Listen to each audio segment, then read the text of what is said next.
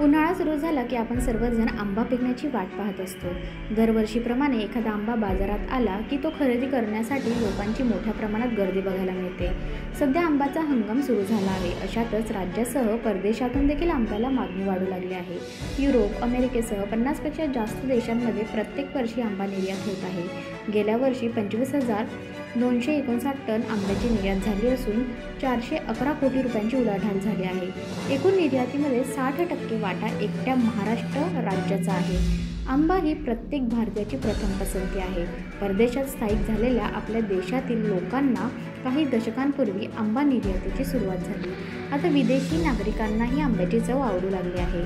1987 ते 88 मध्ये 23 कोटी रुपयांचा आंबा निर्यात झाला होता। हा आकडा 2023 आणि 24 मध्ये 411 कोटींवर पोहोचला आहे। यावरून जागतिक बाजारपेठेमधील आंब्याची लोकप्रियता लक्षात येऊ शकते।